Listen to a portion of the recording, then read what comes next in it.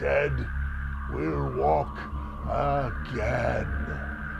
It's going to be incredible. It's going to be amazing. You should be there. It's Horror Hound Weekend, March 25th through the 27th, with many special guests, including Norman Reedus from The Walking Dead and Sean Patrick Flannery, both of them from the Boondock Saints, Jeffrey Combs from the original Reanimator movie, Christiana Loken from, well, she was the Terminator in Terminator 3, Barbara Steele, the famous European horror actress, Ken Foray from the original Dawn of the Dead, an 80s slasher reunion, and Lloyd Kaufman from Troma. And also, Dark Carnival will present their Horror House tribute to Zachary with over 80 horror hosts in attendance, including Joe Bob Briggs, Rhonda Scher, Mr. Lobo, Miss Monster, Sammy Terry, Count Ordival, Fritz the Night Owl, Carlos Borloff.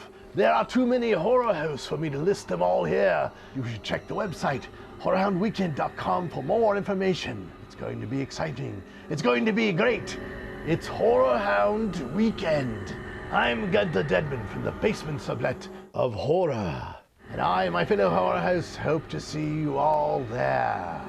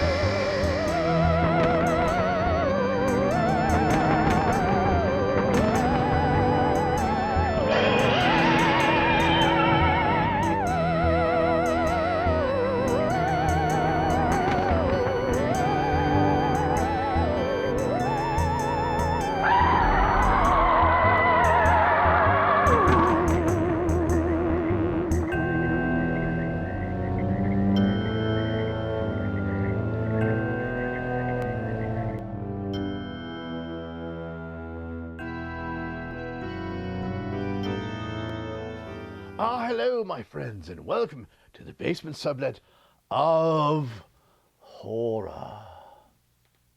I'm your host, Gunther Dedmund, and I return with you again, and tonight we have another Horror Hound special. Yes, footage from the Horror Hound convention, shot by myself and, well, with my remote correspondent, Count Sam Gregula from Gregula's Crypt in Chicago. He's a horror host himself. Well, we've got a lot to show you tonight. We'll get right to it.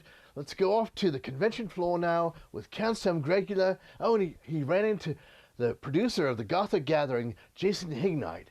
Count Sam, let's talk to Jason Hignite. Well, Greg here again with, look who's here, Jason Hignite. So how you doing, Jason? Enjoying the convention? Yeah, you know, we're on the third day here, kind of wrapping things up. Friday and Saturday were amazing. A lot of people were here. A lot of very happy people, some great music, great films, great celebrities, awesome horror hosts. Just had a great time. Yeah, and it was the first ever Horror Host Hall of Fame, which was great. Yeah, we inducted 13 horror hosts into the Hall of Fame, plus 2 behind-the-scenes inductions. And yeah, working with Ripley's Believe It or Not on that. Believe it or not. They should believe it, you know. This ain't CGI here. No, this is the real deal. I'll show you how real this is. Angela. Anyway, there's just some beautiful women here. That's right. Oh, here she comes. Now, here she comes. Now this is real. Yeah. This is not CGI. No. Gorgeous stuff. Wow. Yeah, we can't CGI that at all. Man. So now, are we going to do a number 3? That's what we're all wondering. Oh, absolutely. Yeah. Third time's a charm, or 3 strikes you're out. We'll find out next year. But next year we're going to be doing the same thing, gathering all these horror hosts in March at Horror Hound. We're going to be paying tribute. I'm going to let you know right now, paying tribute to the Universal Shock Package, the package of horror films that started all this insanity back in the 50s. Oh, you know, we're talking, the original Dracula, we're talking Bela Lugosi, we're talking Lon Chaney Jr., we're talking the big dogs here. So paying homage to something that needs to be paid homage to. Yeah. That's long in coming, too. Indeed. Yeah, just more insanity, more fun, more hot, gorgeous women. Yeah. Thanks, Jason. And why don't you give some websites out so these people know where to look for these horror host gatherings. Absolutely. Well, obviously you can check out www.horrorhound.com. A lot of great forums on there talking about horror hosts and such. If you want to keep an eye on the conventions, then you go to www.horrorhoundweekend.com. But specific to the horror hosts themselves, there are a lot of websites out there. I know that Greg Gilla's website keeps you all up to date and everything that's going on, and I also know that gothicgathering.com. Gothic stands for Gathering of Television Horror Hosts Internet Cinema. So we're going to kind of keep you up to date on all the horror hostum. Terror from Beyond the Daves does a great job of keeping things up to date. Yeah, so there you go. So many. Yeah, so many. And you remembered them all, which is amazing. I need to go. We'll send it back to you guys. Bye-bye. Bye. There was multiple conventions at the same time. During the Horror Hound event, there was the main Horror Hound event, there was Mask Fest, and then there was the Gothic Gathering of Horror Hosts, all in the same building. It was a massive convention, really huge. Anyway, Kansam Gregula is going to take us for a quick look at Mask Fest, another convention that was in the same facility as the Horror Hound event. All right, Horror Hound Weekend 2011. Yes, can you believe it's 2011? And this is the convention people right here. Look at them all. They're just sitting around. This is day 3. So they're all kind of, it's a calm day, getting their stuff, their swag, buying their merchandise. I think we're going to head over to the main room to go see some of the stars there and some of the vendors. See what we can do, see who we can talk to, see who's going to want to talk to us, for that matter. Hopefully some, right? Let's see how we do then. That's cool. This is perfect. See, we're just walking along here. You got Mass Fest over there. That's inside that room. Should we go take a little look in there while we're in there? Might as well. Let's not pass it up. There's the bar there that everyone got drunk at and probably spent way too much money at. This is the wonderful Mass Fest. Look at this. Look at the Ninja Turtles right over here. Wow, got all 3. Well, let's see. There was 4 of them, I think, but they're missing one. See, that's the 4th Ninja Turtle. He just took his skin off, that's all. Turned into Freddy. Not bad. From the Pro Shop, see? The Pro Shop right down there. And look at all the Michaels. Is that every single Michael? Every variation of the Michaels? It looks like it. Wow. You got John Carpenter's and pretty much and the newest ones too, right? From Rob Zombie. Oh yeah, especially that bloody one. I can tell we're the real bloody. Very good. And look over here. Oh wow, this is great. The Universal Monster Army is here. Wow. I've seen this maybe 2 other times at Wonderfest, and I've seen it at Monster Bash. But I have yet to have seen it here in Indianapolis. Look at these great props. Nice. Oh, that Frankenstein monster. Oh, and look at these here. You got Bela Lugosi. You got, looks like the Glenn Strange monster. Very nice. The Mummy. Oh, and look at these. With pictures and everything. You got the creature from the Black Lagoon. Not bad. And look at this. Talk about it. Looks like one of those old masks we used to wear as kids that used to come inside the box. You remember those? Look at these old Frankenstein toys here. Like, brain, fire bad. Fire good, too. It looks like a Forrest J. Ackerman Frankenstein head right back there. Wow. Very nice. This statue right here, the Frankenstein monster. Not bad, huh? Yeah, it's a very good likeness. Not bad at all. He's just standing there like, oh, can I go home yet? Please. Oh, I had this one. I remember this one that you used to turn on, and he would go back and forth and would light up like that. Like, oh, lights. Look at these. I'm sure a lot of you people had these toys. You know you did. Come on now. Don't deny it. Every Frankenstein monster toy that ever lived here, I think, or ever died in here. Preserved forever by the Universal Monster Army. Yeah, that's right. You heard it right. Universal Monster Army. Great artwork here. Classic horrors. Got a little bit of contact lenses for, you people that like contacts. Midnight Syndicate. Midnight Syndicate is here. Maybe we should talk to Midnight Syndicate. How you doing? Pretty good. I'm Greg from Count Gregula's Crypt. Gunther Dedmund from the Basement Sublet of Horror. You'd like to give a little talk about what you guys do? Midnight Syndicate does orchestral instrumental soundtracks for the imagination is what we call it, and it's just good dark atmosphere. Each disc has its own theme, like from a haunted asylum to a Victorian mansion or vampires, and we've been doing it for about 14 years, and last year we finally released our movie The Dead Matter, featuring Tom Savini and producer from Dust Till Dawn, Robert Kurtzman, who put together our effects and helped us produce the movie. It's a good zombie film. A little twist on what is coming out right now as far as zombie films go. A little old school, and it's kind of fun. So we love old school, and that's especially, well, I always hear your music at like haunted houses, haunted attractions. It's like everywhere now. Yeah, you know what? We really hit when we started off, there wasn't a lot of good Halloween music CDs, and we kind of hit a niche, not only with people that love Halloween and horror music, but also for haunted houses, because they didn't have any really good stuff to play, so we started working with them. So yeah, you'll hear our stuff at Halloween time around there. So.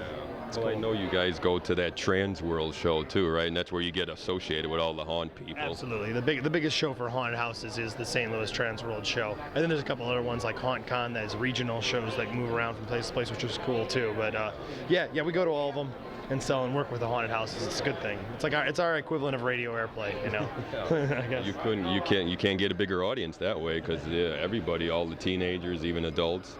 So that's why every time I hear that music, it reminds me of going to a haunted house. Yeah, cool. Definitely. And they sell your stuff there too. I see the DVDs always on the rack, so it's really great. Why don't you tell them the website then if they don't go to haunted houses the rest of the year? Oh yeah, midnightsyndicate.com, or we're on Facebook. Midnight Syndicate, and join us on there for most updates. We got a new CD coming out in August with a dark carnival theme, so we're kind of excited about that. We're going to take our spin on an old Victorian traveling carnival. Kind of cool. That'll be great. Thanks a lot again. Appreciate it. Oh man, have a good convention. Oh, so look at this here.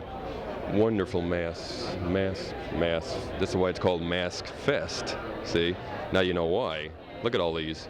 You got witches, you got jack-o'-lantern heads, you got old men, you got, I think, Mr. Spock, Ronald Reagan. Oh wow, he never looked so bad. He looked, it's just about what he looks like now. You got Tricky Dick. The nose is just about right, so. I think this is from Monster Show, maybe, I don't know, can't tell the sign exactly. It probably is. Look at these. Just taking a stroll down here. Wonderful shirts here, masks. These are really creepy looking. Oh yeah, look at that, Brothers Rich. Got a little bit of everything for everyone's taste, I think. These look like skateboards over here. JohnnyBop.com. Look like skateboards without the wheels on them. Oh, I've seen these before. Look at the bat in the box here, and I think it's a real bat, actually. He puts actual bugs and animals and frames them. The Insect Kingdom. Yes, I've seen Insect Kingdom. Why don't we talk to the guy? Hi, how you doing there? Doing very well. Pretty good. I'm Greg from Count Gregula's Crypt. Greg, I'm Matt Youngerman from the Insect Kingdom, and what we do, we travel all over the world, and we actually find villagers who they raise butterflies and insects on what are called butterfly farms. So they raise them, they send them to us all dead and dried, and then we have to take each one and then mount them and then actually put them in the frames. And I saw you guys looking, we actually have real bats, and the bats, they've actually been mummified. There's a person I know in Indonesia, they actually do these, they sell them at the markets for people to eat them, and instead of them being eaten, they send them to us, and they've been basically mummified, chemical dipped and heat treated, so they're forever in a frame. That's the personal bat that you can take home, see, and not have to worry about it biting you. You can. Yep. And everything, it's all their natural colors. They haven't been enhanced, so the actual specimen is exactly how it would be if you saw it. Oh, so it doesn't lose anything then from this process. No. Now, where can they find you guys at again? At the insectkingdom.com. So see, if you want your very own bat, behind glass and framed up. Remember, insectkingdom.com. Wow, those are really nice. Here you go. You want to talk about? What am I talking about? About your products. I design jewelry and hair pieces using many mediums, but I have skulls, rhino beetles, feathers, anything that interests me that I can find. So you got the animal theme going here too, like right behind you. Well, I do. A lot of women especially seem to be afraid of insects, and if you beautify them and present them in this way, it seems that they're more drawn to them, and they care to find more about the insect. So, yes. It's a more friendly way of presenting insects, so they won't be like, ooh, insect, I don't want it crawling on me, but hey, I could wear it now. It's true. Very true. Why don't you give them the website they can find you? It's www.ravetdesigns.com. Oh, we appreciate it. You got great stuff here.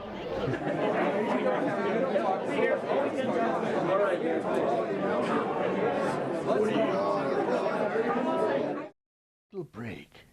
There's more interview for you in a moment here on the Basement Sublet of Horror. Let's take a little break.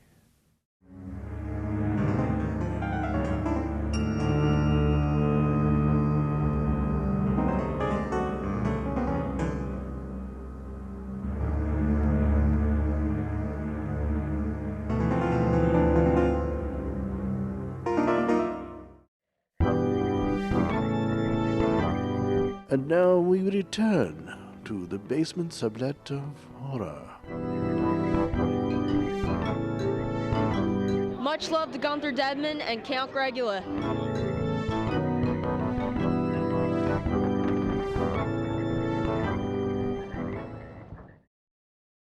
I think right now we're going to take a tour of the convention floor with Count Sam Gregula.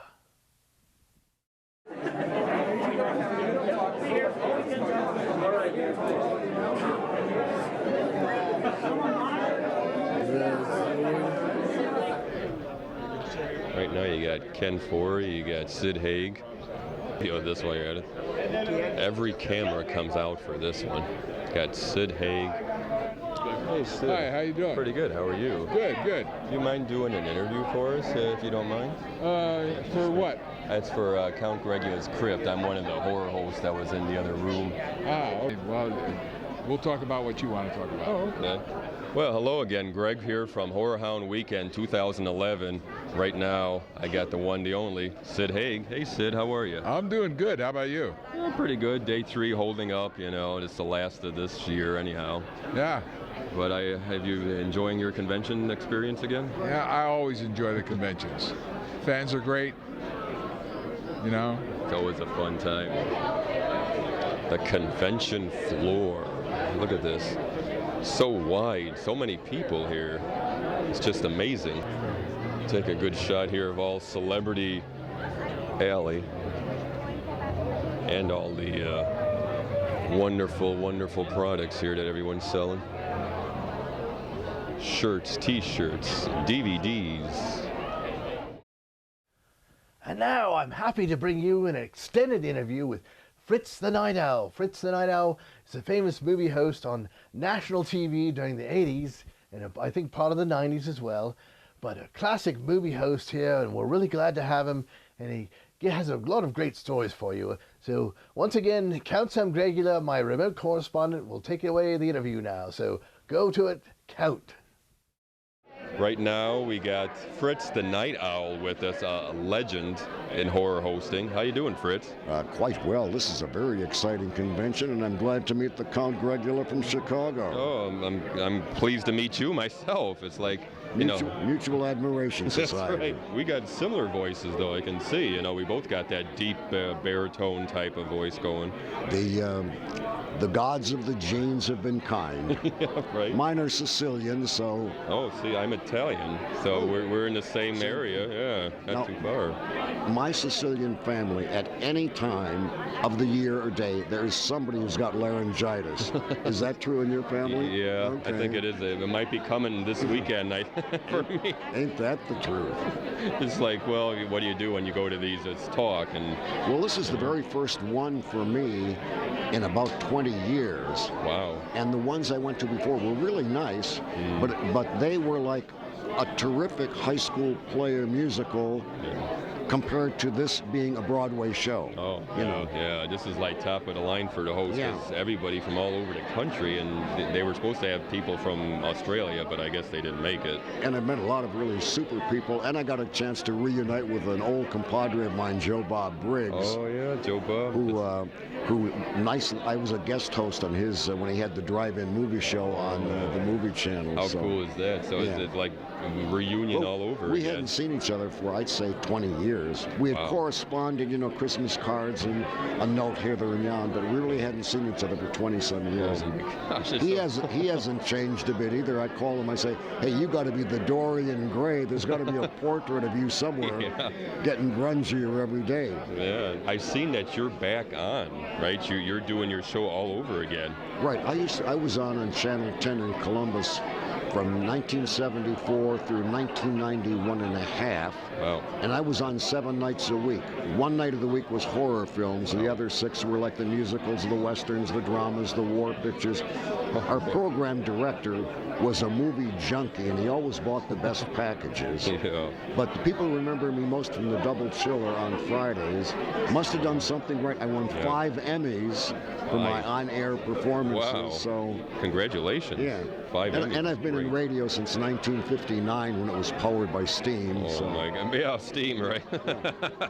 That's way before it is like now, all internet-wise and everything. So. And both the DJ and the horror host and the movie host, it's one of those things I say, I cannot believe they are paying me to do this. See, you got paid. That's the great part. We're still figuring that part out yet. We're not sure how that works. Well, one of the first jobs I had in television is a job that no longer exists, and that was called staff announcer or booth announcer. Yeah. And we were the guys that did all of the, we'd like introduce the news, the sports, the weather. If there was a movie playing in town, there'd be 25-second promo film of the movie, and then the guy would come on, starts tomorrow at these theaters. Yeah. Right. Oh, So we that's would do great. those and do plugs for the Red Cross and cancer and public service, or in those days, like advertisers might have like 6 or 7 35mm slides as the video for their ad, and we're in the booth with a script, and we're just reading, and they're changing the slides. Oh, my but that job no longer exists. That's a but it was shame, fun. too, Yeah. 'cause they Got actually- paid for watching television. Yeah, that's what we need to do nowadays. We would work a minute and a half Oh my out of God. every half hour.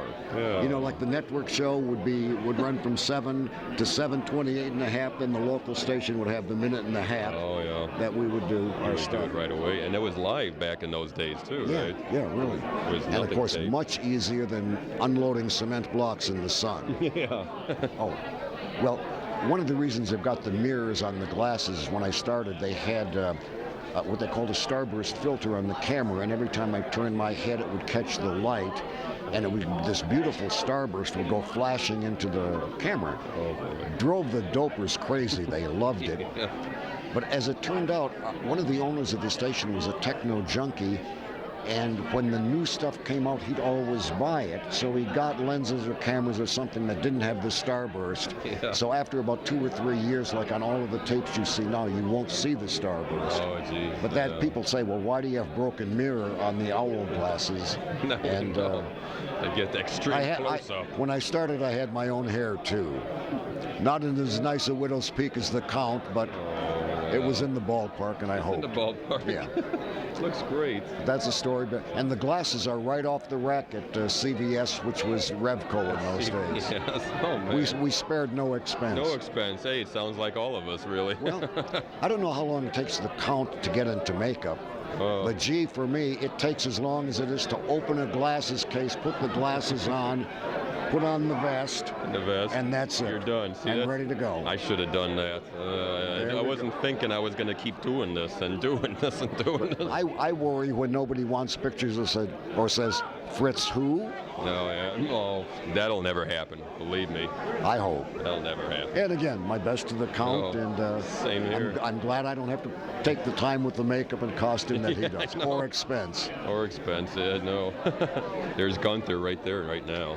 Gunther has been magnificent. In Baltimore, now I don't know, I don't know if this still exists. I'm a geezer, so I remember this stuff. But there used to be a great beer out of Baltimore called Gunther's. See? So he may be a beer baron and we don't know Yeah, it. we don't know. Well, see, it's a great honor. Here's to you, Gunther. Well, thanks so much for having me you're on. quite welcome. And Go ahead and give may we both long continue, and people, friendly eyes, keep looking at us. Oh yes, till the day we're still buried in our own clothes. Well, There we go. That's me anyway. So. Gotcha. Why Well, don't thanks you- again, You're and welcome. Go ahead and I give look them your forward to seeing the show. website then, if you like, Oh, so they I'll can plug find away. you. It's fritzlives.com, fritzlives, one word, fritzlives.com, and you can see my movie and commentaries. They run 24/7. We have a new movie every month.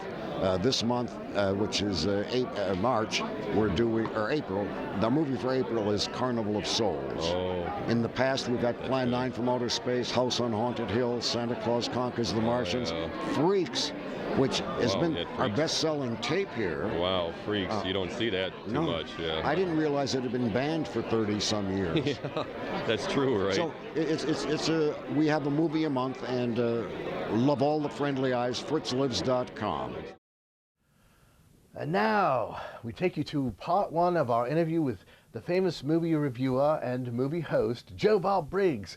And he's with his co-host, the male girl, Honey. And anyway, let's just go off to the interview now. Right now I have Joe Bob Briggs and Honey the male girl. How you guys doing today? We're great. We're exhausted. Yeah. You look kind of tired huh, after the third day, right? Number 3 already. Yeah, I'm a little tired. We had some late nights, I guess. Yeah. Late nights. Yeah. I don't do. Does any of us sleep during these things? Well, we try. We try. Very little. I know from last year they had the Vampire tribute, and that was great, wasn't it? Wouldn't you say so? That was one of the best produced things I've ever seen at a horror con. That Vampire tribute last year. It sure was. Yeah, that was nice. I think we're still talking about it. I know I still got it on my site and pictures, and I know we'll have new ones this year, but I'm still going to keep the old ones up, you know. Yeah, I think horror hosts should only be honored after they're dead anyway. I know, because that's the only time we think about them, I guess, when they're dead. We should think about them a little more. I think the Horror Hound roast would be a lot more fun, though. Yeah. The Horror Hound roast. Oh yeah, we need to roast them at least so they can see it and not have to even think about it, you know. Absolutely. Now, what did you think of Zachary? Did you ever meet Zachary? Yes, I had Zachary on my show twice, and he put on the full Zachary makeup and brought the coffin and did the brains and everything that he used to do back in his heyday in the late 1950s when Zachary first burst on the scene in Philadelphia and New York and New Jersey. He would change stations every year. See, that's how you keep on the air, see? Yeah. He was kind of a wacky Count Dracula type of character. I hope he's still doing it. I haven't seen him lately, but he's in his 90s now, so I don't know if he can still chop the brains up like he could before. I think he did. Well, they had a thing with him at the horror host tribute for him. That Count Gordeval and Borloff actually went to go see him, and he did a little promo for all of us. And yeah, he still gets in the get-up and does you know, and the whole works. I guess he couldn't make it here though, being 90, you know, over 90. So, but at least they did get him to go on camera, so that was great. All right. Well, he's the original. A lot of people say that Vampira was the first host, but Vampira was not. Vampira was scripted material. She was just an actress. She was not really a fan of the movies, and so I consider Zachary the first true horror host. First, see that? See, you heard it here first from Joe Bob Briggs. See, which is good to know. And now you got Honey with you again. This is the second year in a row you got Honey with you. How does it feel to have Honey with you again? You know, like a lot of guys have a beautiful sidekick when when they're on TV. Yeah. I don't have a show anymore. I still got a beautiful sidekick. See? Who needs a show now to have a beautiful sidekick? I love him. I love him. See, that's the best part of it. Now you can just do this as a show now. Just going to conventions and bringing her along each time. Yeah, well, you know, a few of these goes a long way. Well, yeah, I know what you mean. I know. But it's fun though, right? Wouldn't you say? Oh yeah, yeah, good. we like meeting the people. Yeah. Would you come back for number 3? We would, you know, we rarely get invited back 3 times in a row, Really? but we'll see if that happens. Oh wow! Well, I sure hope you do though. Oh man, you know, because we hate not to see you back, because you're one of us here. Yeah, well, we love Indianapolis, so we'll see. Oh yeah, it's a great time. Would you like to add anything, honey, while you're? No, just want to tell you thank you and mwah. Oh, hey, I got a little kissy there. That's pretty good. See, a little honey on me there. Not bad. You want to give them a shout out for your site so people can look you up? JoeBobBriggs.com, yeah, if you want to check out the books or anything else. Thanks again, Joe Bob. Thank you. Appreciate it. Always a pleasure, honey. We appreciate it. We'll send it back to you guys. This is the Basement Sublet of Horrors Horror Hound Special for 2011. We'll be back with more interview for you in a moment. Let's take a little break.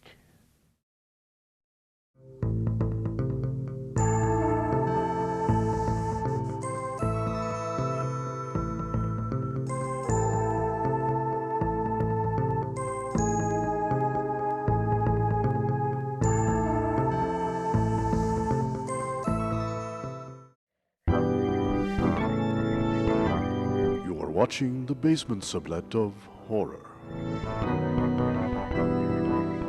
Remembering the friends, remembering the folks. I want to give a shout out there to Gunther Dedmund. I want to say howdy.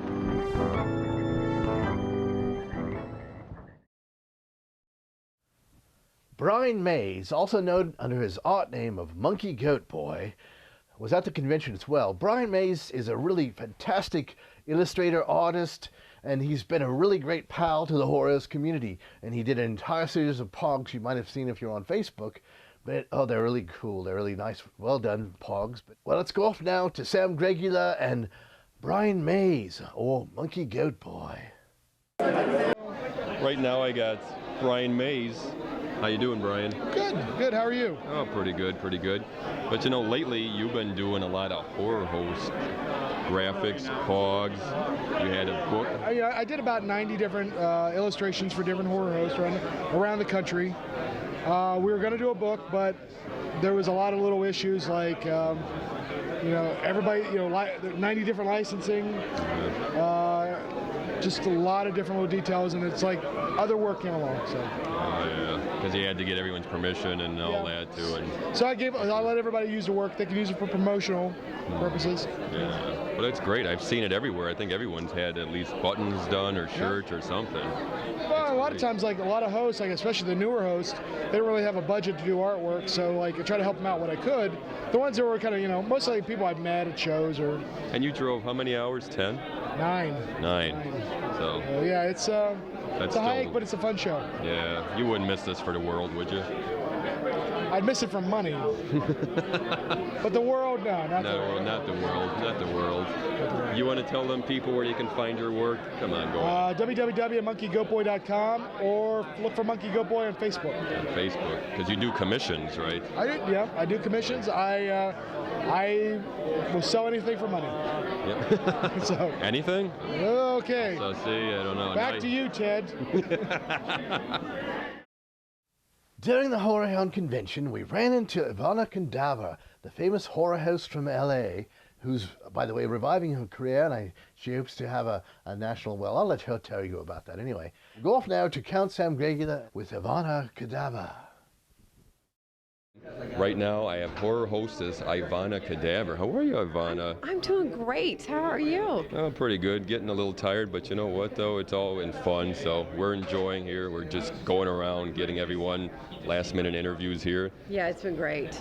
I think this year's even is crazier than last year. I think it was, and I think it was nice. They had so many people that came out, so many fans, so many different things to do. So we made it really, really nice. Horror Hound 2011. It was very cool. 2011. Yeah. Well, look how many rooms they got. We had our horror host room over there. You Right. had Mass Fest here, and then the main room over there. That's so, right. like, it's a horror aficionado's dream come true here. It is, and there were so many people that were so excited and were interested to be here. So it was fun to see them all, and it was great. Yeah, absolutely.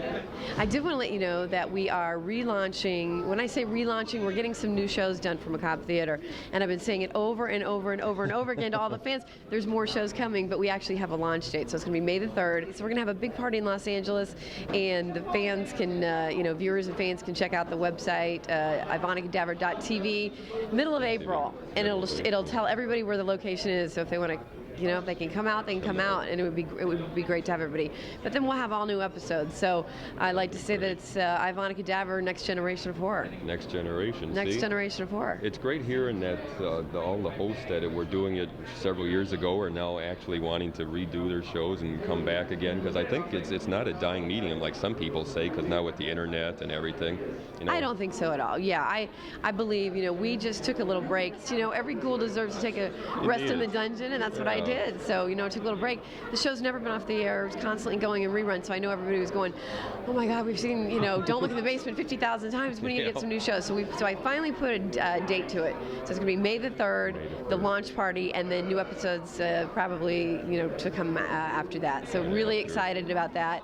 And yeah, I think, like you're saying, it's definitely not a dying thing. It's not the undead like we are. No. That's right. Not the undead like we are, but Ivana Cadaver, Next Generation of Horror. Next Generation. That's I it. like that. Yeah. I like that. Well, yeah, do you mind talking about how you first started? Because I remember when I first seen you, you were with Butch Patrick, right? Yes. And the two of you were like co-hosting it. Yes. Well, yeah, Butch and I started the show. We co-hosted the show together. And Butch would do segments like Haunted Hollywood. He'd go to haunted locations in Hollywood. But in the surrounding areas, we went to Venice Beach. We went to the Roosevelt Hotel. We went, tons of places in Los Angeles.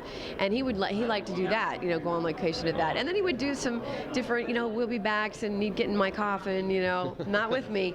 He'd get in my coffin without me. No Eddie in there. No That's Eddie. right, no Eddie. No, but it was very, so he would do that. So that's how we started the show. We thought, what a great idea. What better setup than Butch Patrick, who was Eddie Munster, in the dungeon hosting horror movies, right? Perfect. And then so of course Ivana, we definitely wanted to be together and doing that.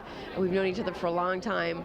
So, but Butch is traveling and he's doing his thing. And when we do the new episodes, he'll be doing, probably wherever location he's at, he'll probably, hit some haunted locations. Oh, so he will be back too then. Yeah, he may do some things. He may do. I might have to twist his arm. We're excited about it. But that's when we first started the show, and we did tons and tons of shows and Halloween specials, and those shows are still in the air. They've been in reruns, and so they still hold today. Very current. We do all the DVD releases for Universal Studios, Paramount, Sony.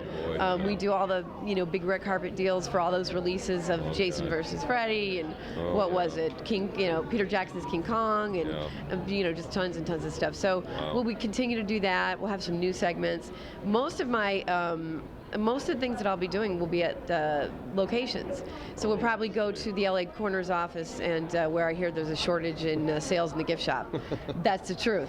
That's the truth. Is that crazy? So we'll be at different locations shooting the episodes, on location. I like and that just different idea. friends of mine within the industry, 8-time Academy Award-winning producers and things will be going to their studios and shooting, our episodes from there and interviewing them, and then having fun, of course, with the movies as always. That'll be great. Boy, Yeah. you live in the right city. That's why. Yeah, it's Everybody's a great place to be the undead. That's for sure. That's right. The undead can live in there. See. The undead can haunt haunt very well there. Lots of things to do. That's for sure. So many things in so little time. See, us Midwestern guys, we got to wait till these conventions show up till the people, get here. That's the trouble. Yeah, it's always fun to come to the conventions and to see everybody and all the horror hosts that represent across the country and see everybody. So it's really, really nice. We're really all over. I know some people only know the local hosts, but now with these conventions, you can see that it's not just local; it's everywhere. That's right. And even Monster Channel now, if you've seen the Monster Channel, that they're showing hosts from all over, and it streams 24 hours a day. So. Yeah, I know, I saw that. Now I will invite some different horror hosts from across the country to come and do some different things on the show if they want to, or from their area, in support of them. We will do that. Thanks, Ivana. You're so It's always welcome. a pleasure. Oh, You know, thank you it's so a pleasure much. Thank talking you to so you. much. Thanks for coming to Horror Hound. Absolutely. 2011. Yeah, you know. it's been fun. It's been my pleasure, and I'm excited about the new shows, and I'm excited about everybody being involved. So it's gonna be a great thing. We'll see you soon. Hi, I'm Gunther Dedmund. You're watching the Basement Sublet of Horror's Horror Hound special for 2011.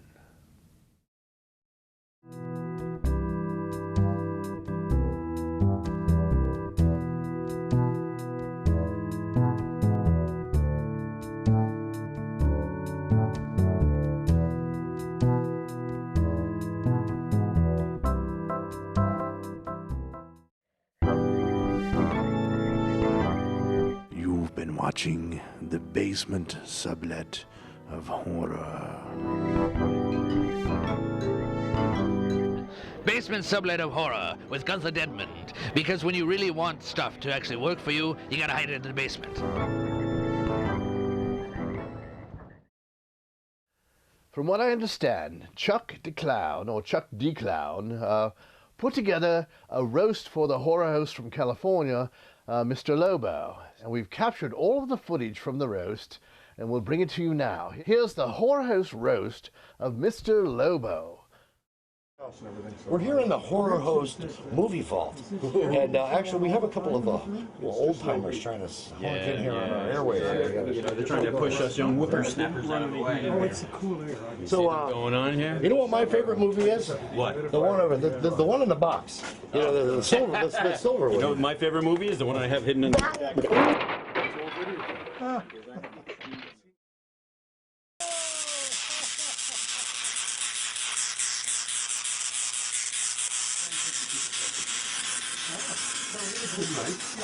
I got a 3/4-inch copy. It's Halloween, Jack. Dude, we're here in the film vault. Can you believe this? We need to find a good movie to show.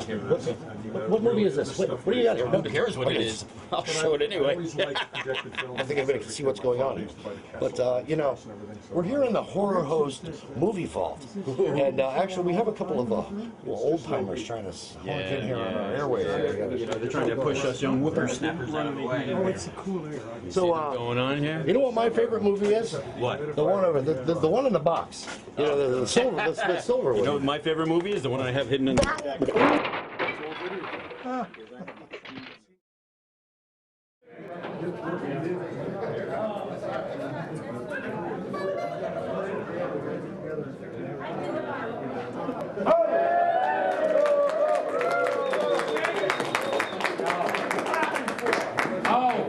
You got the clap. I don't need those. You don't need those right now. Please, have a seat.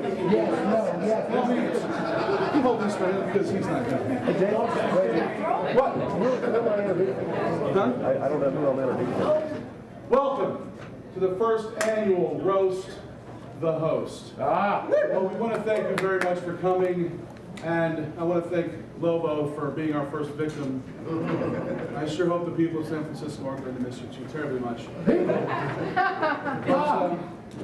Horror hosts have been struggling for years to keep this thing alive, and when you have someone who's done something as important as cinema insomnia for 10 years, for 10 years you have cured my insomnia. I've slept every time I've watched one. I'm just going to turn this over to you. Down the stage!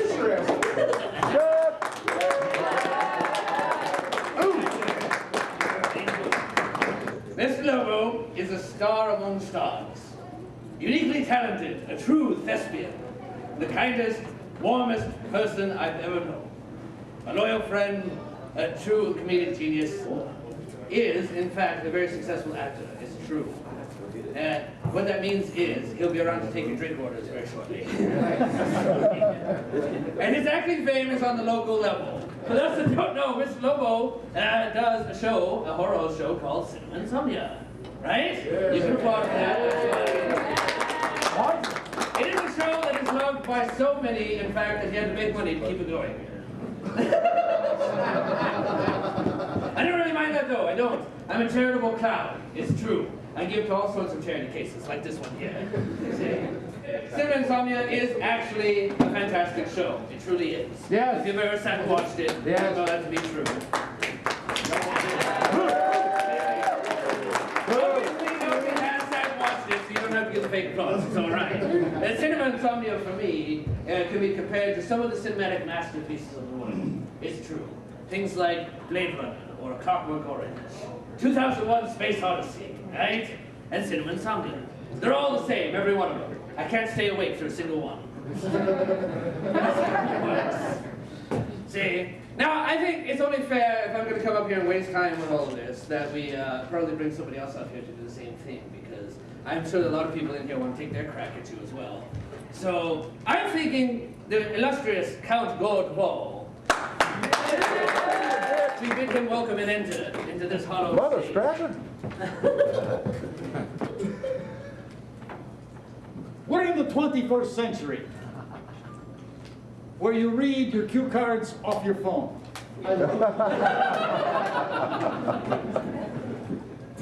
So here we are. This is a roast. And then it occurred to me. Words that my mother said to me. My mommy said to me. She pulled me away from her breast. It was tough.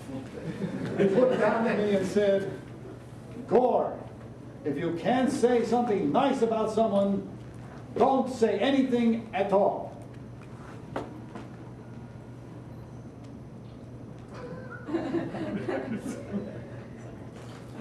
Okay.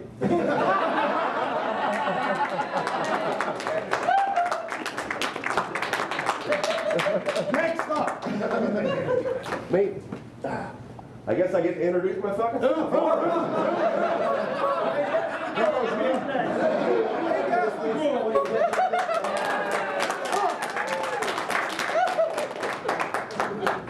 What can be said about Mr. Lobo that hasn't been written on bus station restroom walls throughout California already? Well, let me tell you. Mr. Lobo, when he first started this show 10 years ago, came to me and he said, "Please, sir, as a wizened old horror host, could you please give me some advice on what I should do on my television show?" I said, "Well, do what you'd like to see on TV."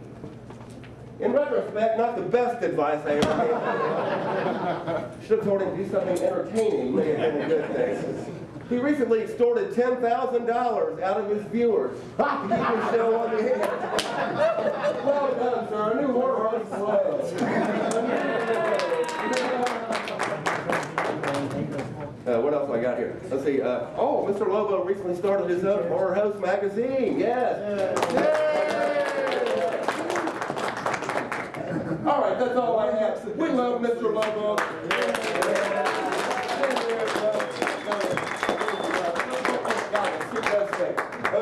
All right, next up, to his own chagrin and embarrassment, we have the one, the only Carlos Borjas. Ladies and gentlemen.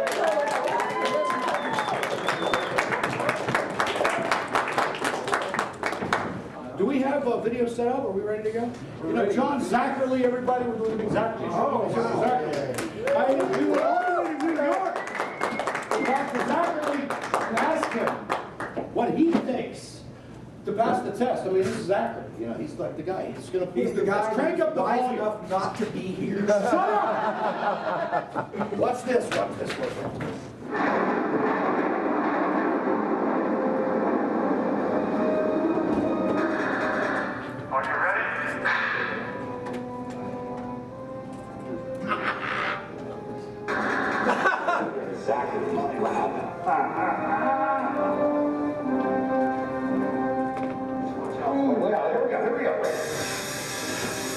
He's gonna get it!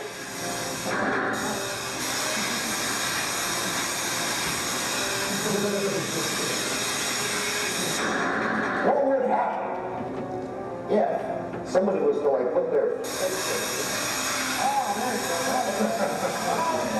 in one hell of a shot. They're just your kind. You feel at home among the monsters and the Frankensteins. 100 years I'll time with you, with me, with somebody. Remember me and I'm me. Oh, come with me to a chance of it. Come, my dear, with me. Oh, gosh, we're at the Horror Hound Convention. We're doing a roast. You know what a roast is? Yes. We're roasting a host. It's a host roast. Of this guy here. That's the part. Mr. Lobo, roasting him tonight. Is he been released? He's on TV across the country, but we're roasting him tonight.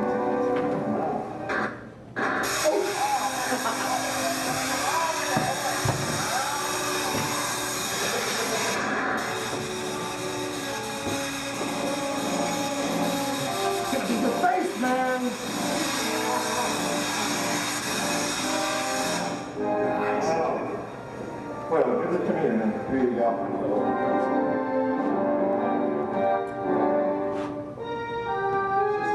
This is the only copy in existence, actually.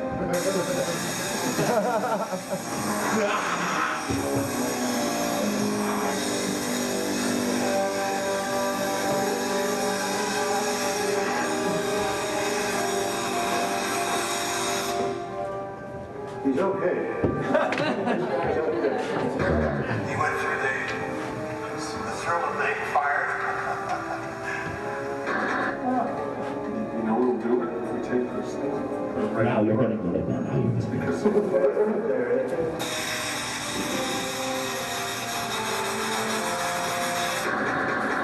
I like how Bullock on the screen with Zachary and still trying to get all the attention. Look at that, man! Look at that! The magic mustache. Let's shot the shit out of him. This guy's over here. This guy's okay.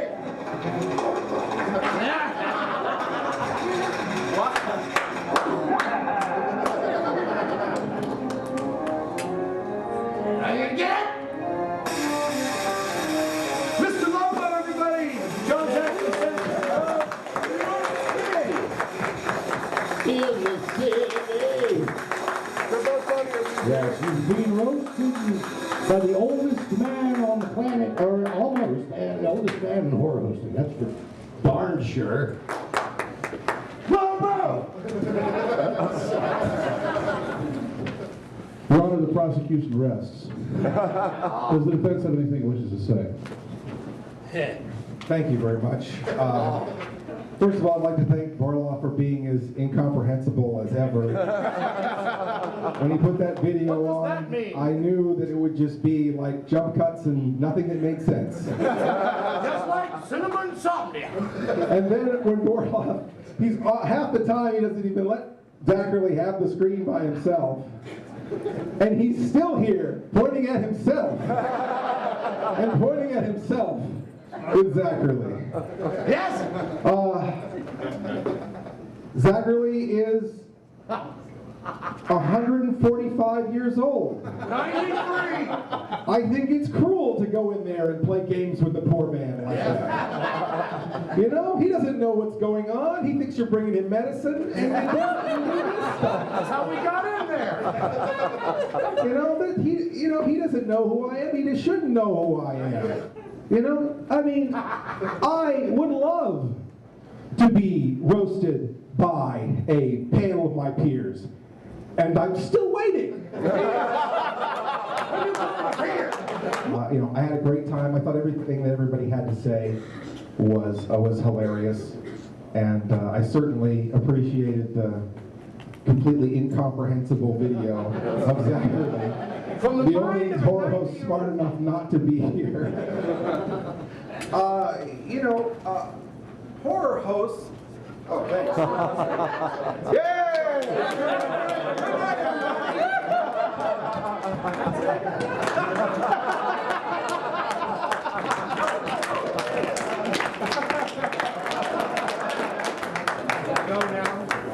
Can we go now? Oh God, I went blank. This morning we can get together and out of town. Down to the hotel room. Where am I again? I got We're like we have no guitar. I know. I got to go film with Sam and Terry here now. I mean, we're filming a big segment. Is he here? Yeah, he'd be up in our room. I think we're starting already. So, well, hey, Greg here, Whorehound Weekend. Right now, I got Dick Warlock with me. How you doing, Dick? I'm doing great. Good to see you. Oh, pretty good, pretty good. This day 3 here, so I guess we're kind of wrapping up everything, but I figured time to get the interviews done. Well, it's winding down, and I've had a great weekend here at Whorehound, and the fans, as per usual, are wonderful. That's the way it is wherever I go in the country. I haven't been out of the country yet, you know, but it's been great. I've enjoyed it. See, the fans love it. I think that's why, you know, most of these conventions always go so big, because the stars they come to see are so down home, and you can just go right up to them. Yeah, we've lost some icons lately, you know, like Dick Durock from the Swamp Thing, and Ben Chapman a few years ago, who was a dear friend of mine. And we're all getting older. Hell, I don't know how many more I'm going to be able to do. I'll do as many as I can. You know, you get out there too much, and well, you got to kind of vary it and go to different ones, and you know, just to see different parts of the country too. Yeah. You know. Well, I've seen most of the country. My wife and I run around on a 3-wheel trike and with a trailer hooked to the back one. Wow. Shoot, we've been all around the U.S. except for up you know, New York and Connecticut and up in there. We haven't been there yet. I was gonna say, since you were in the second Halloween, now how did you get that role? How did I get? Everybody knows how I got it, but I had worked with John and Deborah on Escape from New York through Kurt Russell. I was in his contract for 25 years. Anyway, when they finished that and Deborah started Halloween 2, I hadn't seen Halloween 1 yet. And she asked me to come in to be the stunt coordinator. So I said, sure. So I came in, and she said, you got to meet the director. So I was on my way down the hall to meet the director, and I went by an empty office except for a desk and a chair. And the mask was laying on the table, so I went over and picked it up and put it on. And I trucked over to Rick Rosenthal's office, and I stood in the doorway and just stared at him. And he said, who are you? And I didn't answer him. He said, who the hell are you? And I said, hi, I'm Dick Warlock, man. I'm here for an interview for the coordinator job. We talked. As I got up to leave, I had the mask in my hand. I started to go out to the door. I turned around and I said, is there any reason I can't play this guy? He looked me up and down and he said, if Deborah Hill don't care, I don't care. That's how I got the job. Oh, very good. Just putting that mask must have really gave him the impression I guess so. You're Michael. He said there was chills running up and down the back of his neck, but I didn't answer him. See, that's the chills make it work. Now, that was the original, right, from the '78 movie, right? The same mask. Yeah. It just was a little weathered from age, right, basically. Yeah. But you can still see that it's just the same. Now, I heard a story today that, and I don't know how much validity there is to it, but that mask, Deborah, she didn't have any, you know, a mask left over. So she called Nick Castle and she said, Nick, have you still got that mask? And he said, yeah. And she said, can we borrow it? Yeah. So they borrowed it from Castle. Now that's what I heard today, but it's a rumor, so I have really no way of knowing. Deborah said it's been under her bed in a box for a year. Wow. That's what she told me. And she said it's the one we used in the first movie. So see, your face was touching everyone. Nick Castle was in there. He's like you shared a part without knowing it. Yeah, well, Nick's face is real long and mine is wider. You know, it changes the look of it, and people say, well, no, it's two masks. It's two different masks. Yeah. No, it was the same one. The same man. That's why it kind of looked a little different in the second one than the first. People buy a replica mask and they want it to look like either Nick or myself. Yeah. And when they put it on their head, it doesn't look like either one. Yeah, right. And they wonder, well, why? Like, what happened? Because they don't realize that their face is going to distort whatever. Depends on the construction of your face, I guess. If you put it on a head and stuff it right, it'll look like either Nick, long, or me, kind of fat in the cheeks. So see, now they know the difference. So don't complain now if you get that mask. It is the same mask. That's great. Well, you've been in other besides Halloween too, right? Yeah, you can go on dickwarlock.com and look under resumes, and it'll give you a whole list, or imdb.com. That's another place to find it. But Jaws and, you know, I've done John Wayne, Clint Eastwood. Oh, boy. Yeah. Now, what's your first movie? Ballad of a Gunfighter in 1960 with the country singer Marty Robbins. Oh, yeah. El Paso. Wow. Out in the West Texas town of El Paso. Yeah. Oh, God. Boy, that's... Oh. Yeah, I got to work with reruns. Elvis, you know. Jesus. I'm a boy. fan of Elvis, man. I'm a big fan. Oh, God, yeah, the king. Wow. So, boy, you've met a lot of people through your travels here and on movies and that. Yeah. What was your favorite movie, you would say, out of all the ones you've done? Jaws. Was it? We don't have to whisper. It's a horror convention, believe me. Just because you got a Halloween booth. Well, I'll tell you something. Jaws was a horror movie. Yeah. You know, I don't know whether many people look at it in that genre, but I do. Because Well, I mean, it was. shark, I think it was 55 minutes into the movie before they actually saw the full shark. Yeah, that's right. But because of the music, dum dum dum dum. Yeah. You always felt the presence. And let's face it.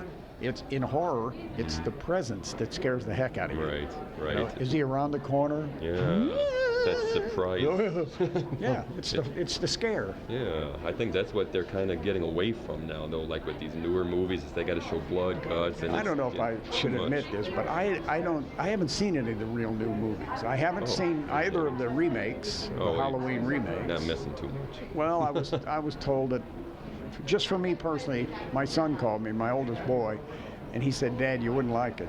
He said, "You know, there's too much sex and too much, swearing, too much cussing." Yeah, it's not. So I haven't seen them. It's more in-your-face horror than back in the old days when you actually had to think and get that scare from just not knowing. Michael Myers not only died in the fire at the end of 2.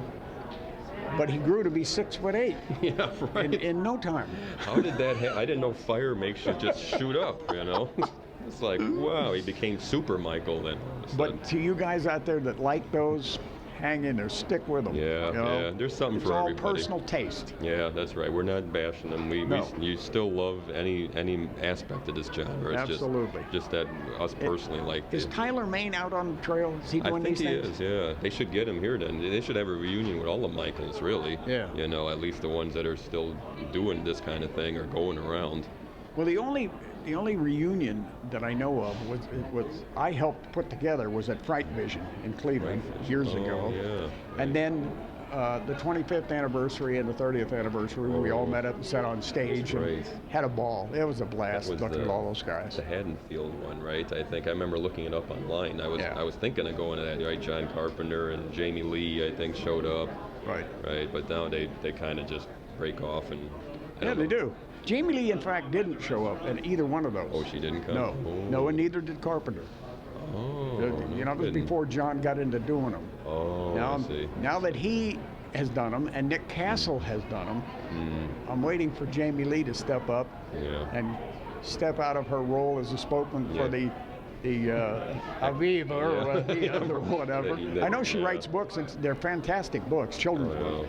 But I'd like to see Jamie Lee, if you're watching this, come on out on the trail. Yeah, you know, come on out. It's a lot of fun out here. The fans are great. You have a great time. Yeah, that's where she started. So don't forget where you came from. Don't forget where you started. That's the main thing. All right, I got to get back in there to take. Thanks, Dick. I appreciate it. Thank you very much. It's very much a pleasure. Take care. Hi, I'm Gunther Dedmund. You're watching the Basement Sublet of Horrors Horror Hound Special for 2011.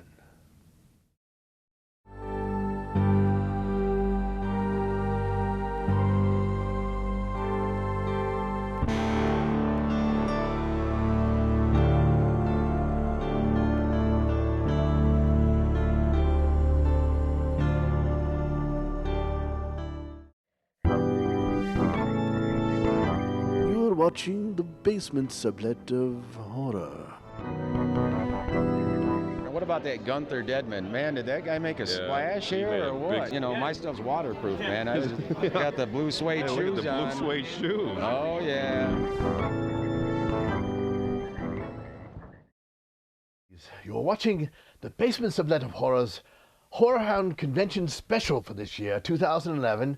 And we've got lots of footage anyway, so we'll just go right back to it now. And another event that took place as part of the Horrors Gathering, the Gothic Gathering, was a tribute to Zachary. If you remember last year, they did a tribute to the horror host Vampira. This year, they did a tribute to the host Zachary, who was still alive. He's in his 90s. And while Zachary wasn't at the event, they did travel to his home in New York State and videotape a special greeting from Zachary. So here's part one of the Zachary tribute. last year, the moment that we had with paying honor to Vampire, I'm gonna let you guys have this. Please get comfortable, please. Paying honor to Milo Nurmi, to Vampire, was such a magical moment.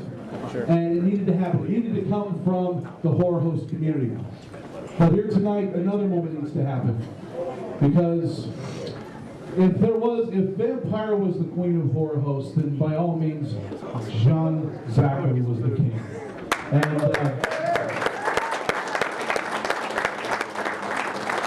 a man who was a horror host, a fantastic recording career, a radio disc jockey, and someone who has meant so much to so many people. As far as I know, he's the last surviving horror host from the Shock package. Starting in 1957. I'm getting to meet and talk to him, and a little bit later on, he has a greeting for you.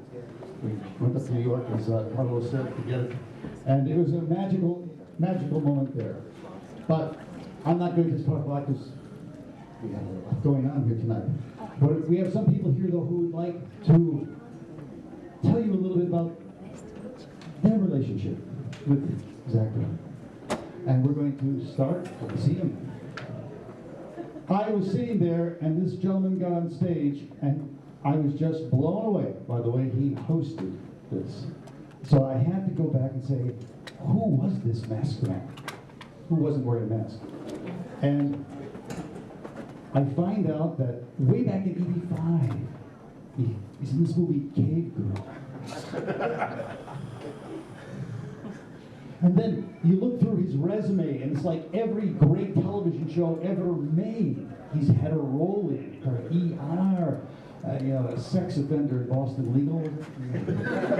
Many shows ended life. Yes. Lost, and most recently, Lead. I'm aghast. I'm just beside myself. So, ladies and gentlemen, to tell us a little about Zachary from his perspective, I want to introduce Dan Robo. Thank you. Thank you so much. Thank you. What an honor, what an honor. How great is it to be here again and see my old friends, Big Puppet Head Guy, and Boney Jangler, Miss Monster. You gave me your number. I called like 3,000 times at some furniture store. That's so weird. I call every day. They're like, "He's still not here, creep."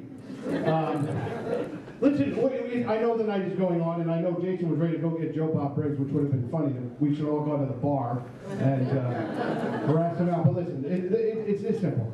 I'm blessed to be here. I'm a pretender to all this hard work that you all do. Dr. Shocker came about because I was entertained by Dr. Shock. Dr. Shock was from Philadelphia, Pennsylvania, and I stole Dr. Shock's routine. And I feel bad about it, but he stole Zacherle's routine. And I think that's when you really know you made it. It wasn't until Will Jordan was doing Ed Sullivan that Ed Sullivan was famous. It wasn't until Rich Little did Richard Nixon that everyone goes, "Oh, this is how he is." Which sounded a little like Empty Grave when Lobo was doing it. But Dr. Shocker was born of Dr. Shock. Dr. Shock was born of a gentleman who was the inspiration to us all, Zachary, well, the inspiration made of Zachary from Philadelphia, Pennsylvania. It's hard to remember because we know him as Roland in New York, but of course he got his start in a humble town called Philadelphia. So, yeah, thanks, my brother's here. I know the evening has to move on, and I want to say that what I see here really, we could pay tribute to Zachary. The truth is you all pay tribute to Zachary. Every one of you gets up and you do what you do and you entertain the people you entertain, because that guy may have done it second, but he certainly did it with panache and with talent, and that's why we still want to see him today. So thank you, Gore, for including me, Jason. You guys have a wonderful night, and thank you, Miss Monster. I'll get that number again. Great. The hooligans are here, great. Everybody count, thank you. Is it on the phone? Thank you.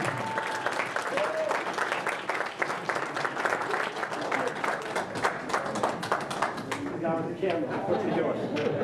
If this was Bigfoot. What she gave me was for a video shop that specialized in porn. I didn't understand. No. we all like to have a good time. Next up, I think that worked. Next up, let us turn to the big screen. We have a very special tribute coming to us on the big screen from, well, what can you say about Ormsby except it's Ormsby.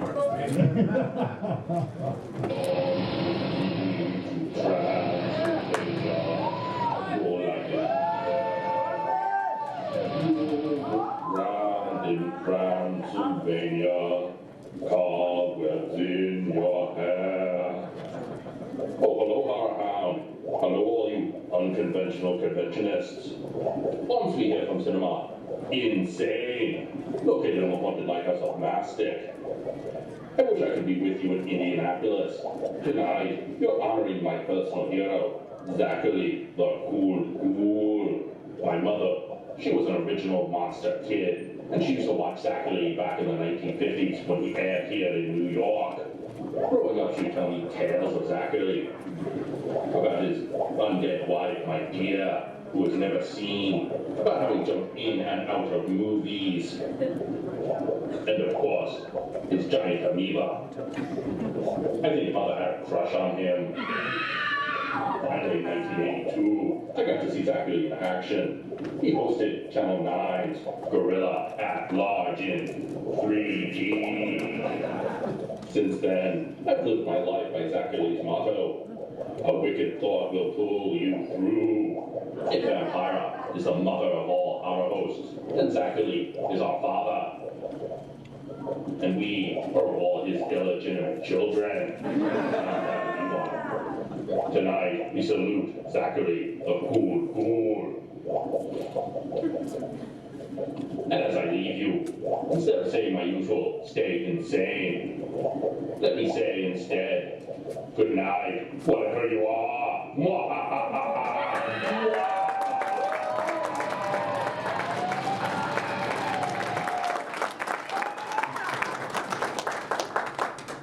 How do you top that? Oh, you've got to have more craziness than that to top that. So I'm going to introduce the next bit of craziness. There is one person who wanted to be here that couldn't. Probably one too. Nigel wanted to be here, but Jason made my day and made his day too, and that is Halloween Jack. Yeah. Jack has been Creature Feature, the weekly web program, for 12 of the 13 years we've been on the internet. The guy is just incredible. He keeps coming up with all these really weird horror factoids, and now he's doing interviews with horror hosts. He may be calling on you. There is. Timing is everything, isn't it? The late entrance always works. Yo! I feel like my illegitimate spawn is just right. Carlos Barloff to give us his take on whatever you were drinking. Actually, Zachary, the cool thing about Zachary is he's the guy back in the 50s in the 60s who blended the rock and roll thing in with the horror stuff. You know, he hosted the Disco Teen. You know, a lot of horror hosted their afternoon dance shows in the 60s already, doing their thing. And he actually, on American Bandstand is where he got his start doing that with Dick Clark. Dick Clark's actually the guy who coined the phrase the cool ghoul for Zachary. And it's pretty cool. Watching some of those old shows. They're on YouTube. Yeah, Zachary, what a great guy. He was hoping to be here. And he said to tell everybody, thank you. Yeah, exactly. So one of the stories about Zachary. But yeah, he's putting the rock and roll, the bubble gum, and the monster movies, and all that stuff together. It's just, and it's all rolled up into one big ball now, which is great. And we're all stuck on it, and there's no way out. So, yeah. Horror host for life, everybody. No way out. Okay. Thank you, Carlos. Oh, wow. Come on, please roast him now. Oh, turn about his back. No, but we do have someone else who has something very important to say, and he promises he won't break into tears again. Mr. Lobo.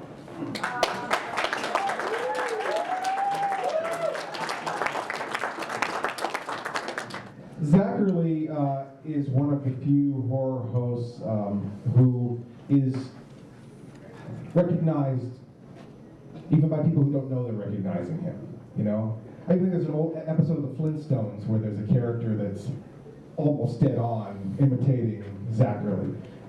There's a lot of, you know, like you're saying, Dr. Shock and those characters.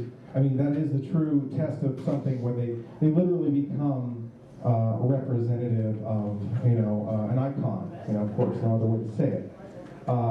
You know, Zachary, of course, came into a lot of people's homes through novelty records. You know, a lot of people never saw his show, but they heard his comedy albums as Ormsby talked about those comedy albums. And so a lot of people didn't really ever see, unless they're in the New York area, didn't see his show. But people internationally, like in the film American Scary, Neil Gaiman, that was the only horror host he was really aware of was Zachary because of the comedy albums. And he did do the, like Borloff said, the bubblegum and the dance shows. And that's part of it too. So it's definitely beyond just showing movies.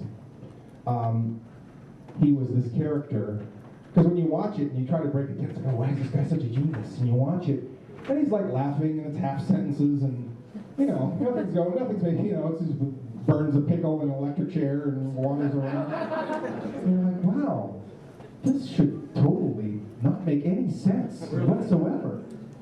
But it is just glorious, because it's you and him in your playtime together in his dungeon. And you know, he's different. You know, I mean, there were a lot of I'm sorry I wasn't here last year for Vampira. You know, Vampira affected a lot of people emotionally because she was an icon. And Zachary affects horror hosts emotionally, not just because he's an icon, because Vampira had her time as a horror host, and that time ended for her. Zachary was a horror host forever. He is always with us. He never left us. He's one of us, you know, and that's very different than a person who works at a television station and does a job for a period of time and kind of puts it in the past or maybe thinks they're a little bit above it. And I'm not saying that that's what Vampira thought. I'm just saying that that's one category. Zachary was on the other end of that category, you know. He enjoyed the work, he enjoyed the character, he kept the character alive outside of the boundaries of whether he had a TV show or not. So that, I think, makes him very, very special because he loves us as much as we love him.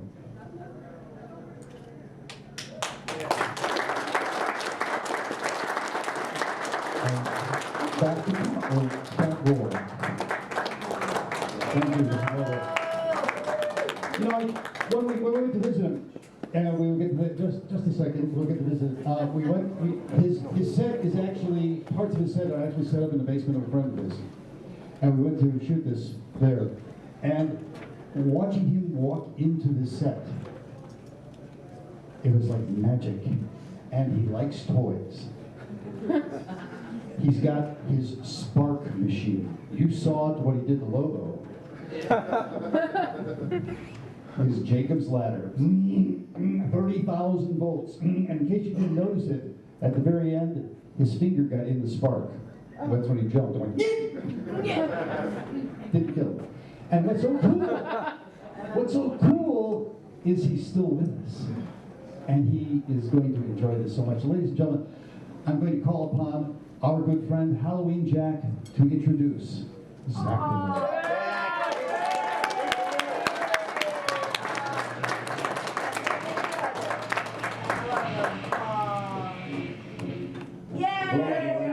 hope you're having a wonderful time at the Horror Hound Weekend.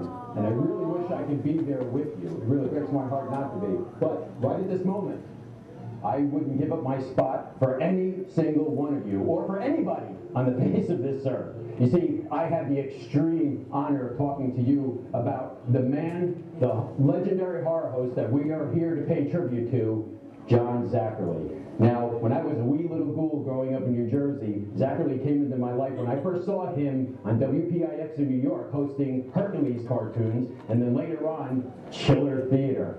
And he mesmerized me, influenced me so much that I couldn't resist the pull of becoming a horror host. And if it wasn't for him, well, I wouldn't be what I am. So, boils and ghouls, ladies and gentlemen, horror hosts of all ages, I give to you, Zackerly.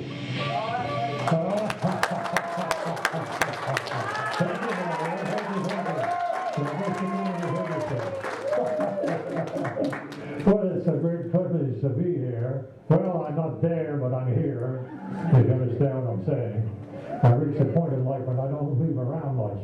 I'd rather be here than there, and you're there, and I'm in here. Well, you figured it all out. And he's quite right what he said about all these old horror movies.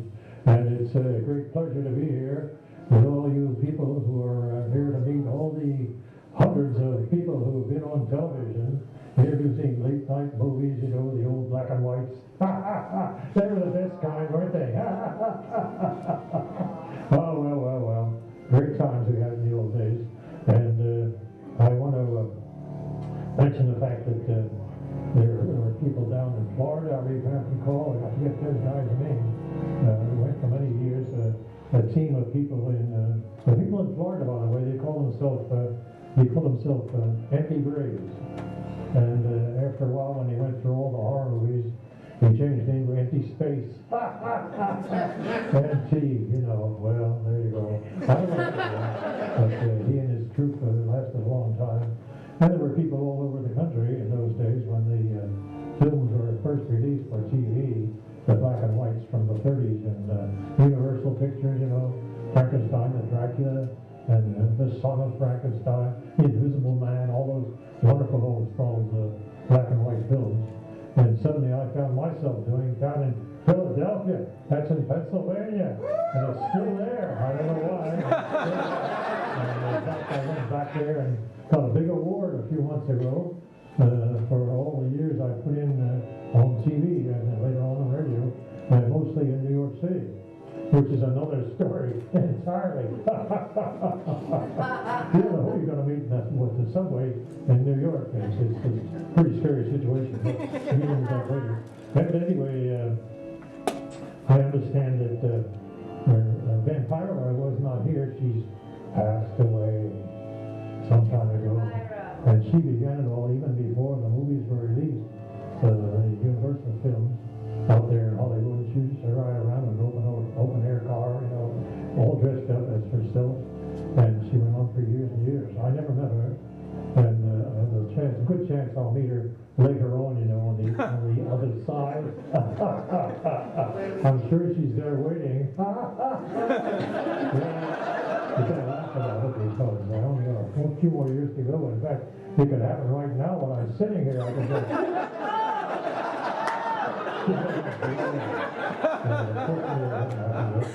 And it's a pleasure to be here and speak to all of you people out there in the audience who've come to meet your favorites from all over the world. I wish I could remember. I forget some of the names of these people who've been doing these shows, and they still send me copies of videos that they make, and they're showing on TV in Tennessee or somewhere else, you know. I think back in Philadelphia, there was a guy in Philadelphia. What was his name? When I left there, he took over, and he lasted for quite a few years on a little UHF station. Back in those days, there was no tape, you know. It was all live, and it was the best kind of thing for us, people acting on TV, to have a live show, because anything would happen, some big mistake would happen, and you just had to keep going and keep going. And it made it all much more exciting. No tape in those days.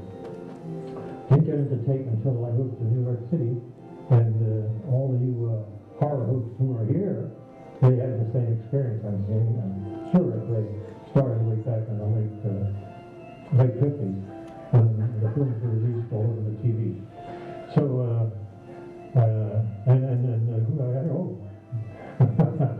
Gorgas Borloff is in charge of things. And I've got things written down here because I can't remember everything. I remember where my bed is.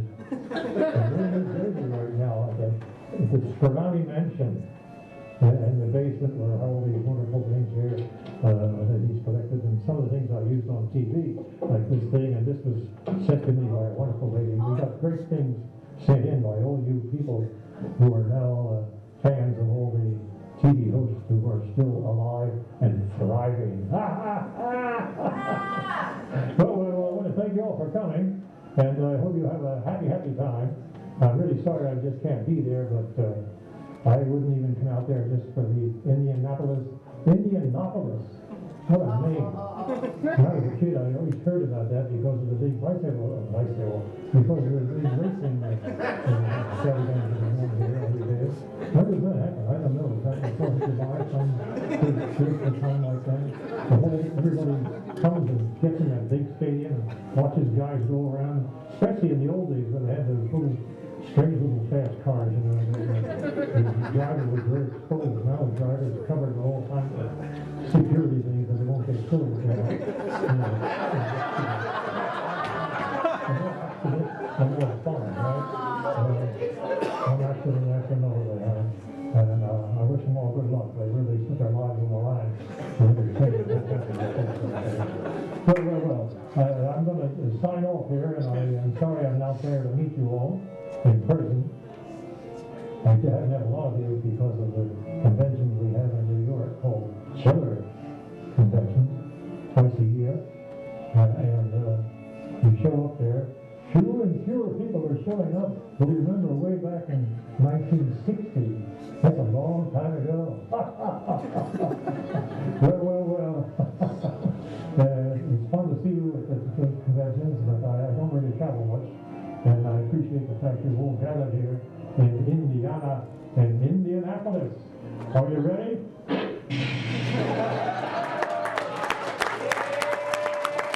Ladies and gentlemen, the Queen of Zachary, let's stand there a big round of applause.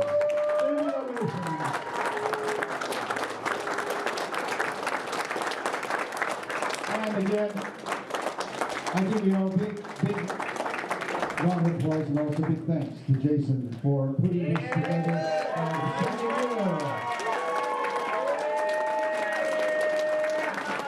And also for picking up his kill. Good tired of all you lifting it up. Anyway, all right, on to other things. We've got costume parties, we've got jam sessions, we got bands, we got music, we got booze, we got guitars. Go have fun. I love all you guys. See you later.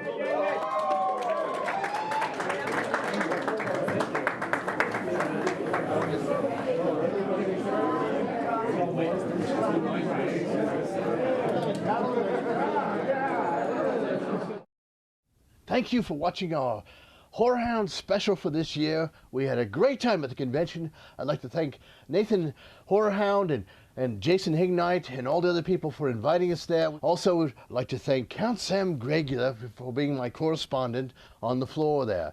Count Sam, a big thanks goes out to you. I'd like to thank everyone, all the horror hosts we met there. They were all wonderful, great people. Anyway, we'll maybe see you next year. Well, we'll see. Well, who knows? So until that time, well, good night, my friends.